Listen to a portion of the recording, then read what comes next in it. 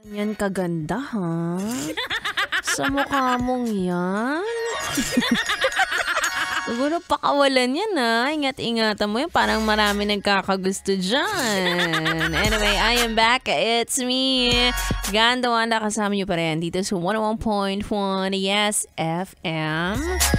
Di ba nga sabi sa kanta, ang makasama ka, suntok sa buwan. Or yung magkagusto man sa akin, yung mga ganyan kaganda, ganyan kagpogi, ay suntok sa buwan.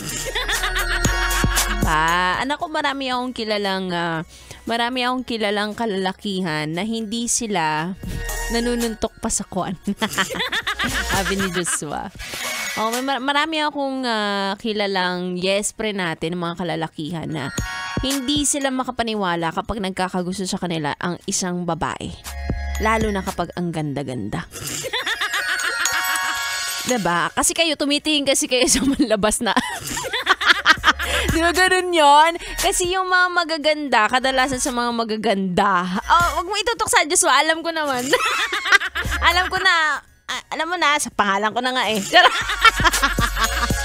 Diba? Yung iba ay hindi tumitingin sa panlabas na kaanyuan. Diba? Yung kaloob-looban po ang tinitignan. Kaloob-looban ng wallet.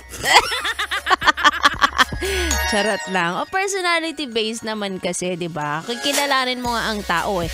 Kasi yung mga ganyan yung mga sinasabi nila na ay, hindi ko siya maabot or out of my league, ganyan. Naku, mukat-mukat nyo pagdating sa relasyon kapag naging sila na, andyan na papasok yung insecurity, yung pagbabawalan mo na maging super maganda yung jowa mo. Diba? Sila yung mga typical na ganun. Kunwari, hindi pa makapaniwala nagkagusto sa kanila yung babae dahil sobrang ganda. Pero kapag nakuha naman nila, kapag naging girlfriend na nila, ay, nako. Baka sa inyo. Diba? Matuwa na lang kayo na ay talaga, feeling ko gwapo ako sa paningin niya. Dapat ganon! Dapat confident! Ha? Sa akin na nanggagaling, no? Iba nga pagaling sa babae ang payo eh. Oo, turn on sa mga babae yan kapag alam mo naman na hindi naman kanun kagwapuan, hindi naman tayo kasing gwapo ni Piolo Pascual, mga ganyan.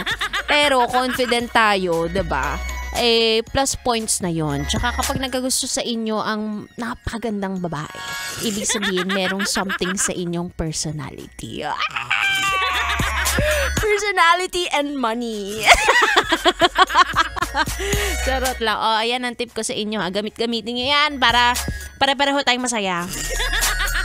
Anyway, kasama niyo ako hanggang alas 9 ng gabi. Bukod sa chikahan, narito rin ang ating kantahan. Kaya naman, ituloy na natin ang ating tugtugan. Ikaw ay nakatutok dito lang sa 101.1 Yes FM. 101.1 Yes FM.